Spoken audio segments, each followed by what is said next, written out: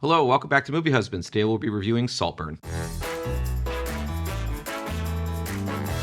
Directed by Emerald Fennell, Saltburn is about a student at Oxford University who finds himself drawn into the world of a charming aristocrat. The film stars Barry Keoghan, Jacob Elordi, Rosamund Pike, and Carey Mulligan. So Matt, what do you think of Saltburn? So let's begin with Emerald Fennell. She is known for a bunch of acting accolades and a lot of period dramas, actually. Her most recent, I think, was 2020's The Crown. Yeah, she was great in that. I forgot about that. Oh, yeah. And she also had a little role in Barbie this year. Yes. She went on to make her directorial debut in 2020 with Promising Young Woman, in which she won Best Original Screenplay at the Oscars. And I found Promising Young Woman to be both provocative and evocative at the same time. I think she has a fantastic eye for taking this beautiful and colorful imagery and pairing it with some more sinister undertones, like narratively. Yep. And I found Saltburn to follow in much of the same footsteps here. I think in Promising Young Woman, she used this very provocative imagery to deal with concepts of sexism and sexual assault. And here in Saltburn, she's using it much to the same vein and more for classism and sexual perversion in a way. Yeah. And I think Saltburn really succeeds in this aesthetic imagery. It is colorful and clean and pristine. It's very different from a lot of filmmakers out there, which I really greatly appreciate. With that said, I do think the narrative of this movie is a little bit more jumbled than in Promising Woman. I think it's a little bit lacking of a cohesiveness and a story that really comes together at the end. In the end, I'm not sure if this movie really has much to say. I think all those narrative themes that are being built throughout the movie, I think are abandoned for something a little bit simplistic in the end. It's certainly a film that has a mastery of visual splendor, right? It has all these poppy colors. These are things that we've grown accustomed to in Emerald Fennell's work.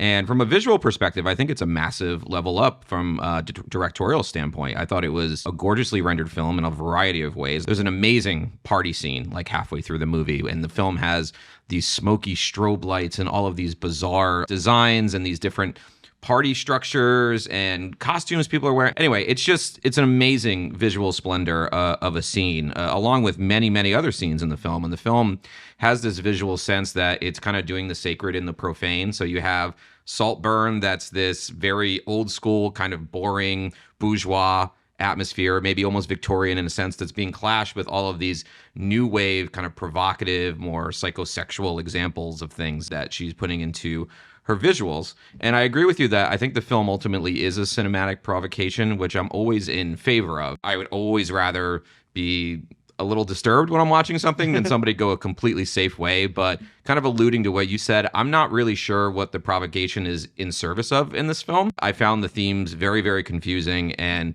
ultimately, as much as I liked those provocations and as much as I liked how they made me feel kind of icky, I almost felt like they were cheap in a way because they were trying to stimulate conversation in a way that the themes couldn't. So it was like compensating for what the film lacked. I'm very mixed on this film. There's a lot I like from a directorial perspective, but I did find the story pretty hollow. I completely agree. That being said, she does go there, and you do not know what to expect until you start to pick up on certain scenes in which weird things happen. And then you're like, oh, this movie is really going for something. And then the movie goes further and further and further. Yeah. And in a sense, that provocativeness, that quality that you're describing is really the majority of what this film is really, I guess, aiming for. It's, I think, very much trying to emulate The Talented Mr. Ripley, popular film from the 90s that basically has this same story, but is quite a bit higher level achievement, in my opinion. The amazing reviewer Adam Naiman called this film If Mr. Ripley Had a Flip Phone. He really didn't like it. I like it a bit more than he did, but I think it tries to take some of those themes of jealousy, psychosexuality, and manipulation to a 21st century lens. So speaking to the narrative a little bit here, we have Barry Keoghan. He plays the main character of Oliver in this film. He is going to school at Oxford. Immediately, he is almost put to the sidelines as this nerdy type, and he finds another friend that he doesn't really care for. It's pretty obviously clear about that. From there, he's just constantly oogling this guy, Felix, and he is played by Jacob Elordi, who we recently saw in Priscilla as Elvis. So I thought he was fantastic in this movie, as well as Barry Keoghan. Oliver is really attempting to get into this group. It's very Mean Girls-esque. It's like Lindsay Lohan trying to get in with the plastics. That's our two personalities right there. I'm all like talented Mr. Ripley, and you're like Mean Girls. But no, I think they're both completely apt. True. No, they're completely apt comparisons. I love that. Yeah, and this group of people, they are rich, Yeah. they are well connected, and basically Oliver has nowhere to go for this break, this holiday break, and he decides to go to Felix's at his request. He goes to this mansion, and a bunch of things ensue with Felix's family. I just want to take a second to applaud Jacob Elordi, who has a monumental amount of star power coming out of Euphoria, which is a very popular show, and to make choices like this film and his negative portrayal of Elvis and Priscilla, I think are two really interesting choices. And he's making a film with Paul Schrader. He's using his star power, I think, in really interesting and dynamic ways that I really applaud him for. He could be starring in, Dune 4 in a couple years or something, but he's using that star power to make films that are produced by Neon and A24 and just make really interesting choices. And jumping from Jacob Elordi to Barry Keoghan, because he plays the main role in this movie, I found it really cool, his ability to remain so calm under some very disturbing scenarios. I do think the disturbing quality of the film is maybe being oversold. I'm probably too on Twitter, but people are like, oh my God, I don't know. I wasn't that shocked by this movie. I think it is pretty provocative for a mainstream film, and our audience seemed a little grossed out by some stuff, but I thought that some of that stuff was kind of fun. I think there was only probably like 3 scenes in the movie that were pretty provocative. Yeah, and this is more of a detractment, I think, from the film, but this character seems pretty underwritten in the script, in my opinion. A lot of what's happening on screen is given really thin character motivations. So I think that Barry, granted, I haven't read the script, but I think that Barry Keoghan really elevated this performance. I think still there's quite a bit here that's mysterious or maybe just simply too vague. But I was always fairly captivated by his performance, and I think that he did as well as he could with how it was written. I think in the end, that's one of my concerns with the movie, is that I can't really tell if it was intentionally made to be that simplistic or if it was trying to go for something deeper and just didn't succeed at doing it. At the same time, if you're going to do some of the things that happen in this film, especially some of these cinematic provocations, I'm not sure why you would do them unless it's just a cheap shot, unless it's just a cheap thrill. Which, frankly, I don't really find Emerald Fennell to be that way, especially with her prior film. Promising Young Women certainly had some shocking things about it, but it was in service of something that we all understood why it was there. That's literally what I was just about to say, too. Oh. Sorry. No, that's great. That's great. We're on the same page again. So I think from here, we should go deeper into the movie. So if you have not seen Saltburn, I probably would recommend seeing the film and coming back to this review to see what we have to say going forward. But from here, we are going to get into deeper aspects of the movie, more about specific scenes and imagery and the narrative itself. So I want to talk about the film's tone a little bit because I found it especially muddled. It kind of has this horror, low-stakes soap opera, black comedy hybrid thing that it's doing throughout the film. And it's not necessarily that it has to pick one, but it has to more elegantly move from one to the other. And I know I'm using a very high stakes example here, or a very high achievement example, but a film like Parasite is a film that we barely notice how it's going from one genre to the next, whereas this film makes it very obvious. And in turn, I think puts a spotlight on how it's not doing any of these tones or any of these different genres particularly well. This film essentially starts out as like a black comedy holdovers, for about a half hour. It's them in the school and they're having this kind of strange off-kilter friendship, and there are some soapy aspects to it. And then when we first get to Saltburn itself, the parents have these soapy aspects. They have friends that have all these problems, and there are these it seems very normal. Parties are happening. Yeah, it's normal to them. Anyway, I think the film is going into all of these different gears, and it's not really doing any of them particularly well. I agree with that to an extent. I think in some way,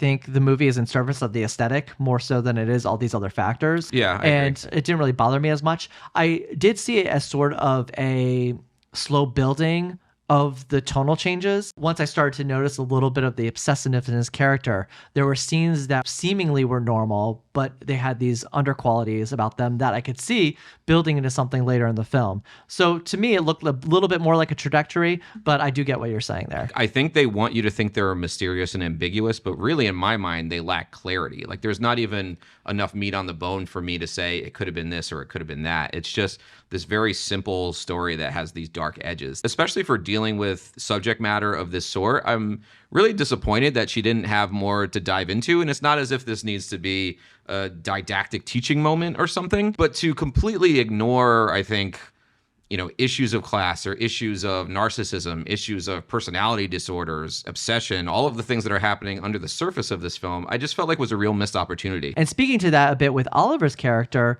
we don't get much in terms of why he is so obsessed with Felix and his life, his rich life. We see little segments where he is eventually very embarrassed by his family and his parents, who are fine and well off. When it is revealed that his dad isn't in fact dead and we get to see a little bit of his life, his parents are very normal and they seem very nice. Yeah, everybody has issues with their parents, but the way that he was talking about his issues at home are just simply not true, and they're made to elicit sympathy out of the subject that he's talking to. In addition to that, too, some of these provocative scenes that are kind of like off-putting and nasty, which I consider those to be both compliments, frankly. The film embraces these bizarre fetishistic actions, but to me, they seem to be lacking all of these motivations that, kind of like I said in the intro, I think the film is trying to start this hollow conversation of provocation instead of talking about the things on display, which is complex character work. It could be thematic concerns. There's just so little in this film to grab onto. Yeah, the provocative nature and promising young women, when something crazy would happen, I would see the undertones of that in service of the narrative of the film. Where in here, I don't know exactly where it's going besides complementing slightly the themes of class that are happening in this movie. But other than that, I don't know exactly like the sex with the grave. Yeah, I don't know exactly what that was supposed to mean in an overall sense besides being just provocative and weird. Yeah, again, I thought it was awesome because it was gross and weird, but is that really going to last? Do we have much to talk about here having to do with that? Not really. I like how evocative the film is in its imagery. It keeps using reflections in shiny tables and mirrors to almost showing the duality of man. It gets at the film that I think it could have been if it was a bit more thoughtful, but from a visual standpoint, the film is one of the best I've seen this year. I agree. It has an absolutely amazing aesthetic execution about it. This was shot by Linus Sandgren, who also shot First Man and La La Land. Oh. He's only been working for about 10 years, but clearly a very talented cinematographer, so I look forward to the films that he continues to do, but absolutely spellbinding imagery in this film. Those are quite different movies, too, all those. Especially La La Land versus First Man versus this film. Utterly different styles that he seems to have a mastery of. Speaking a little bit to what you were talking about earlier with the aesthetic of this movie, there were little elements that I noticed throughout the movie. One in particular was during this party, Oliver's party, and there is a very clear difference between these two characters at this point, him and Felix. Felix is dressed with these angel wings. Oh, yeah. Oliver, on the other hand, is wearing these stag antlers. Yeah. And by this point of the film, it becomes pretty clear he's the one that's trying to hold power over other people and get his way, and he's a little bit of a devil in this sense. Felix's character is a little bit more of this happy-go-lucky, just trying to enjoy the party, free-spirited person. I think that's represented well in the angel wings, and having the stag run over those angel wings in the end, I think is very telling and was really well done from a visual perspective. That's a good metaphor for the film in a sense, because that has a certain aesthetic that's really pleasing to look at. But ultimately, that imagery is pretty boring. The symbiotics of it, in my opinion, just having a simple angel versus devil analogy is just nothing that's too elevated in my mind. I do want to talk a little bit about Rosamund Pike in the movie. She plays Elsbeth, and she is Felix's mother. She is this rich heiress who lives in this castle with her family, and I thought she did particularly a really excellent job in this movie. She says so much dialogue that is so overwhelming and so annoying to hear. Just all these things that don't even matter in the grand scheme of things. But she's a parody. Yeah, she's just so rich and she doesn't care about anything on a deeper level. She is very much into gossip and things like that. She played this role very well in this sense. Talked about at one point that she has an allergy to ugliness. That whole thing. Funny enough, the ugliness is really her, because in the end, after her family starts dying, she immediately starts eating food. She breaks down for a brief second, but it almost seems like an act rather than an actual feeling. I could tell that in her acting. It was just really well done. So you ready to go to grades? Yes, I'm ready to go to grades. I give Saltburn a B. A bit conflicted by this movie, but I'm giving it a B because I enjoyed myself. I think the provocative nature of the movie and the visuals and the acting itself, I think were really well done. And I know that the narrative undertones of the movie really fell flat for me, but everything else I think accommodated for a lot of those things. I did find that the subtextual aspects of the film I think were a bit overt. That's a little bit of what you were speaking to earlier with the stag and the angel wings and how just obvious they were as metaphors. I would have preferred if some of these subtextual elements had a little bit more deeper of a meaning to them. I just wish this film gave me a little bit more to ponder. And I think Promising Young Woman in comparison did that for me. I'm going to give Saltburn a C, which is interesting because it sounds like we were mostly on the same page throughout it, but maybe we just have different things about film that we weigh differently. And for me, story, character, motivations, writing, all of that is really important to me thinking a film is successful. And maybe that comes from my English literature background or whatever it is. But something like Tar, people that saw our Tar review, and you compare so many films to Tar. I really like Tar. But that film gives you so much to talk about. You saw me here just talking about Tar during our review that I came out of this film being like, okay. I didn't find very much of it worth grasping onto. The way that it juggles its tone, the way that it juggles its ideas and its characters and its provocations altogether just was particularly inelegant. I think Emerald Fennell is certainly a very talented director. The Promising Young Woman screenplay was quite a bit better than this one in my opinion, but I might like to see her direct somebody else's script at some point. I think she has a lot of talent from a visual standpoint, so anyway, that's my thoughts. And that's it for our review of Saltburn, which is now playing in theaters. What did you think of Saltburn? Please let us know in the comments, and we will see you next time.